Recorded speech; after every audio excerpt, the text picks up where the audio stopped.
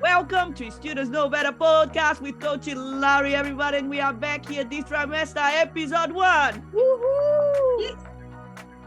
I'm in my element, Clarice. Let me tell you, I was missing to be in this studio, to be talking to amazing students like yourself.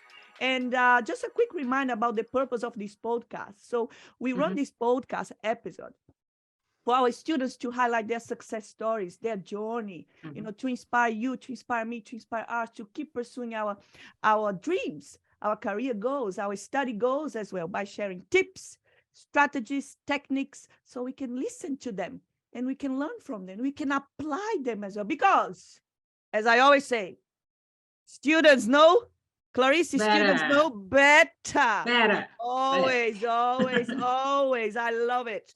So let me introduce you again to this amazing, fantastic, career-driven.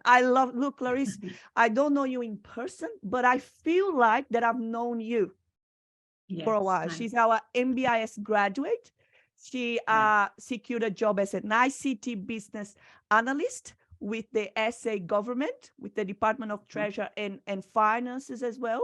Clarice is a very proactive professional. I see that on LinkedIn every day. So anyway, her name is Clarice Forrc. Everybody? Yeah, thank you. Thank you for inviting me, Larissa. I'm a big fan of your podcast. I think this is an amazing project because you, as you said, through your podcast, students know better. So I think you are really something. You are really something, girl. Thank you. You are doing a great job. You are doing a great job working. Your feedback means a lot to me, Clarice, because I did my research, right? Before I even invited you for the podcast. I said, let me check her employment history, her work experience. Oh my God, I was amazed. She started working with a very traditional bank in Brazil. Then, and then I found out as well, Clarice, that you are a life coach. This is amazing. I work as a life coach here in Australia. Yes, exactly. And then, and then you start working as a data analyst, business analyst. Incredible, impressive career history. So we have a lot to learn from you, definitely. So Clarice, can you tell us a little bit about your career journey? Yes, if you can summarize, starting from Brazil and arriving in Australia, please. Yes. As you said, I worked in a huge bank in Brazil for 14 years. But in that time, I was feeling bored. I want new challenges in my life. So I decided to come to Australia. And then, of course, I didn't speak English very well. I need to start learning English. And at some time, I decided to come back to university. And then I thought, well, I'm already hold a MBA in business administration and a bachelor. So what am I gonna do? So I started thinking, well, I don't want to keep doing the same thing I was doing in Brazil. I need new challenges, new things. And of course, IT is a field that everyone is interested because it's the future, it's the present, it's the past. So I decided to choose something related to IT. And I look at the Torrens University, and I saw that would be a good fit for me. So that is my short summary about how I started doing my master and what was my purpose to come here to Australia. Fantastic, Clarice. And you have a very good job with the SA government. Can you tell us a little bit about your role and about what you do? What do you do? Yeah, actually, my contract already ended last 2 weeks ago because it was a contract short term, but it was a really good experience because I have the opportunity to work in 4 projects, totally different. And I learned a lot of things, a lot of tools. I have being exposed to several tools. So it really gave me more experience, more opportunity to keep doing this job and improving every day. because, you know, when you are putting your hands on the things that you are really related to your job, to experience in your knowledge, is when you grow, you know. And when I really realized the theory and I can put in practice. So it's something very interesting when you are able to do something like that. But before I started working at DTF, I also worked at Royal Flying Doctor Service for 5 months.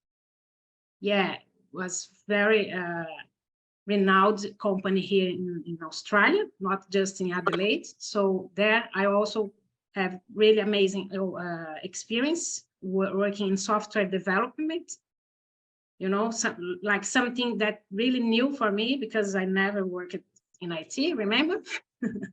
So I learned a lot as well, and I just have been accumulating knowledge and experience, and I cannot stop, you know. I really eager to the new challenge, the new experience that is coming. I'm sure it is. I love what you said, Clarice, that despite of the fact that you have a lot of experience, yeah, so you are still learning, and you are still open to new opportunities, to try new things. And there is no doubt that business analytics is a very, very powerful tool in today's marketplace, especially now, yeah, to help businesses to make wise decisions, to help them to create business strategies, to solve problems. But you are mentioning about some tools that you have learned, and connecting that with the tips for our students to increase their chance of finding employment. What are some of the tools or some of the softwares, Clarice, that you would recommend our students to catch up on or to learn more about? Well, business analyst is a very broad profession. You know, you can work as IT business analyst, you can work as a business improvement analyst, you can work as a digital business analyst. So each kind of business analyst approach you need to specialize, but most of them needs specific tools and knowledge that will be in all kinds of profession. In my case, what I have been experienced so far, most of them are related with Microsoft Office. Very important. Listen to her, everyone. Microsoft, fantastic. Yeah, for example, Word, Excel, PowerPoint, this is basic. Because, for example, when you are writing one requirement, one BRD, for example, business requirement document, you are going to use Word. Maybe you need to use tables in this Word. So you need to have knowledge in Excel as well, even if it's not built in Excel. PowerPoint for presentations, or maybe you need to show something for your manager. PowerPoint is a good tool that you can use for show what you have been doing, or some ideas that you have that you want to present. So it's fundamental, you know, how to use PowerPoint. Microsoft Teams. You think Microsoft Teams is not just for you to chat with your coworkers. It's not just for this. Is also for you to share documents and do some meetings, for example. Is basic. Tableau, PowerPoint. Love it. Sorry. Yes. Tableau, Power BI, Excel is also very important, because here in Adelaide, mostly I'm using more Power BI and Excel, but you can be requested to use Tableau, for example. SharePoint is very common, because most companies, they use SharePoint to share, to create like websites inside company, intranets, where they can share documents, policies, etc. Google Drive to record documents, right? Exactly. Another tool that I used as well was Jira, Confluence. Jira, I saw many job ads with that requirement for candidates to have knowledge of Jira as well. That's very well raise issues. For example, in my case, that was working in a software development. I need to raise sometimes issues for the developers to fix that bug, for example. So Jira was the way that we communicate with the developers. Visual, Microsoft Visual for process mapping, for if you need to create something like a swim lane process, swim lane flow chart, you know. Other thing that is very common, your boss or your manager can ask you to do one prototype, one wireframe, and the best tool you can use was Balsamiq. Is very good for this kind of purpose. And then the last 3 ones that I have been using is SQL for programming. I do not program. I do not need to program something, but I need to retrieve that. I need to get the data for analysis, data analysis. You know, so I need to know at least the basic commands, the basic syntax to retrieve the data from some softwares, or even a database like that. The language you use is, for example, SQL. Python is very common. I just used Python in my university, but I have experienced some hiring manager asking if I know Python. So Python is not hard, but you need to understand how the software. What about Java, Clarice? You know, what about Java? Sorry? What about Java? It's not common for business analysis. Okay. No. It's more for developers and programming, you know. If you know, of course, it's something you have differentiate, you know, but it's not that important to know Java. Very important. Guys, did you take notes? I'll be recording that, but please, I want you to take notes of everything that she's been saying. We are already talking about tips for you to increase your chance of finding employment in your field. She mentioned about some of the most important tools in Australia. Okay, please. So I heard some. Remind me, Clarice. You mentioned Power BI, SQL, Python. Yes. What else, Clarice? Prototype. Visual, Microsoft. Even Teams as well. Teams. PowerPoint. Google Drive. Excel, Google Drive. Please, technical skills, soft skills are important for any profession, but for business analytics, technical skills are also essential. Okay, essential.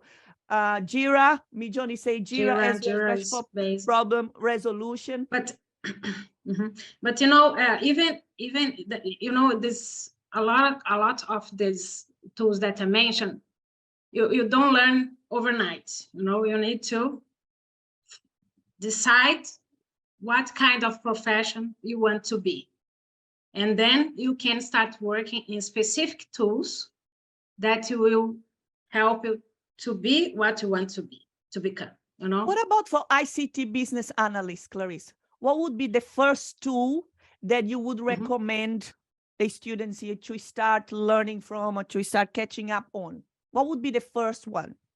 Well, ICT business analyst is really related to information, communication, and technology. So everything that's related with information, communication, and technology, you can use. In my case, the one I would take out will be probably Balsamiq. I didn't use it yet. I didn't need it, actually. Maybe I will.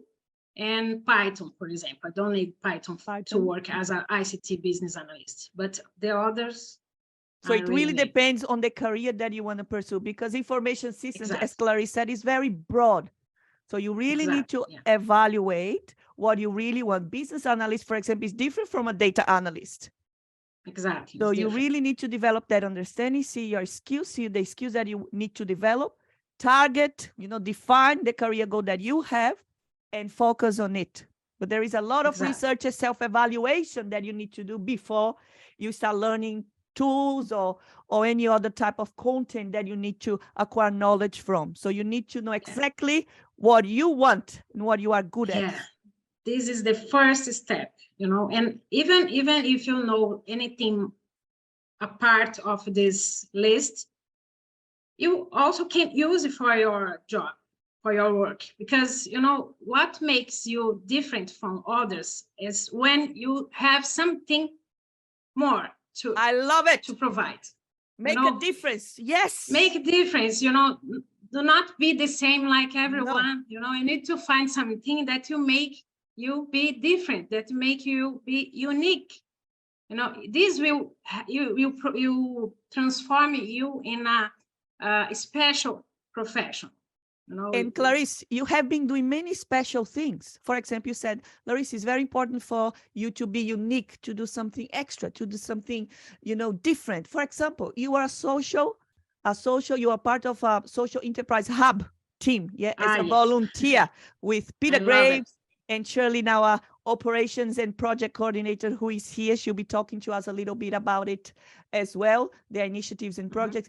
So, Clarice, can you talk a little bit about your experience with the Social Enterprise Hub, Torrens University, okay, Social Enterprise Hub, and how it helped you, to create this uniqueness, or to help you to leverage your employability skills, perhaps increase your networking as well, please? Definitely. Well, my experience with Social Enterprise Hub was very remarkable for me as a professional. Because, you know, I did in the period I was studying my master, that was 2 years, I did 3 internships in total. I did 2, one from Torrens, from the careers coach, right? I don't know. Yeah, another one was outside Torrens, and then I got this one on Social Enterprise Hub. Why I got this on Social Enterprise Hub? Well, I participated in the first pilot, I would say, at Social Enterprise Hub. Was the first launch, I would say, and I was very excited to be part, because when I got the information about this project, I saw, well, you can work with real companies.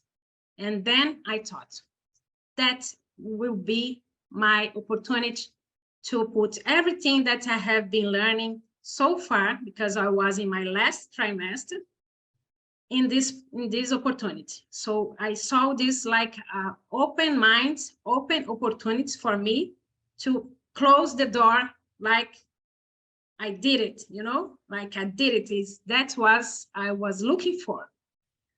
And really was the way I'm telling you now, because since the beginning, I have several situations that I have to face, several problems that I have to find for solution, and all the support I have from my lectures and from my facilitator, that was Patrick Sherman, amazing professional, helped me to really feel like I was a business analyst. Actually, in this experience, I worked as a project manager, because everyone needs to decide their role in the project.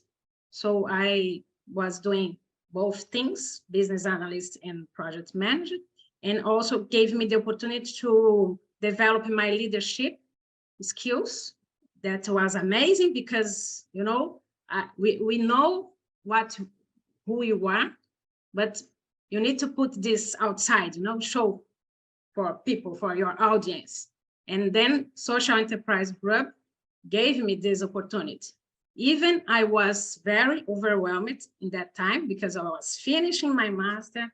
I was tired, guys. I know how it is to be working and studying at the same time. And some of you, like me, has family here in Australia, so it's not easy pathway. You really need to try to find energy in somewhere to complete your goal. So was very complicated for me in that time, but I find some energy somewhere and I finish everything. Resilient. And I will Clarice, never, you are very never resilient. forget this Well experience. done. Resilience is also one of the tips, right, for you to overcome challenge and to keep learning, to keep pursuing your dreams, your goals. And it's not easy, right, to live far from home. No. And many students here are international. So, but we need to keep strong, and we need to remind ourselves about where we want to get. Yes. So, Clarice, and just for the students to understand a little bit about what Social Enterprise Hub is. Yeah. Okay. So I'm here with our operations and project coordinator, Shirley. Boom. Everybody, she's a fantastic asset for Torrens University, and she's amazing. Yeah, she's my friend as well, and she's going to talk a little bit about what Social Enterprise Hub is and how you can learn more if you want to get more information about it, or how you can get involved, yes, with the Social Enterprise Hub. Shirley, please tell us a little brief about what you do, what you've been doing. Been busy. Hello, everybody. I'm Shirley.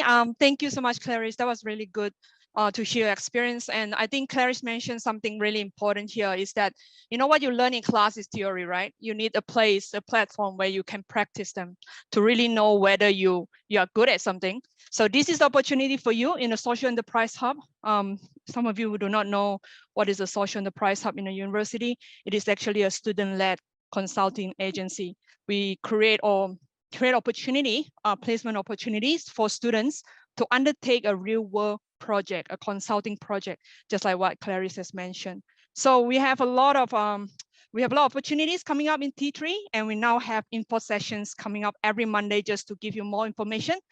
It is a prerequisite for you to attend the info session so that you know what you're getting yourself into. So I'm going to send some information over through the chat. There's a QR code for you to sign up, and then you can find out more. And feel free to chat with me. You can always email me or ask for my email address from Larissa.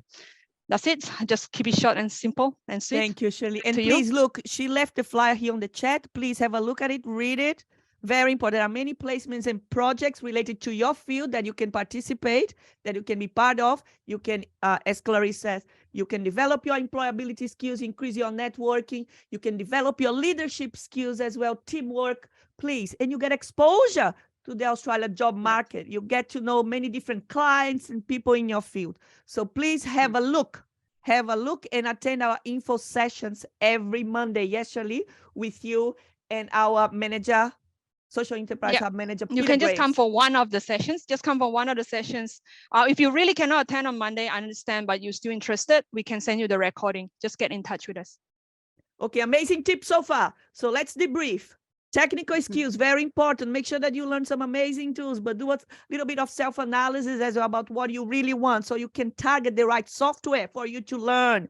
Second tip as well, try to be unique. Try to join some volunteer work related to your field. Engage with Torrens University placements and projects, yes. And also, Clarice, I have to mention, use LinkedIn. Who has a LinkedIn profile here who is very active on LinkedIn? I know Clarice is very active. I love her posts.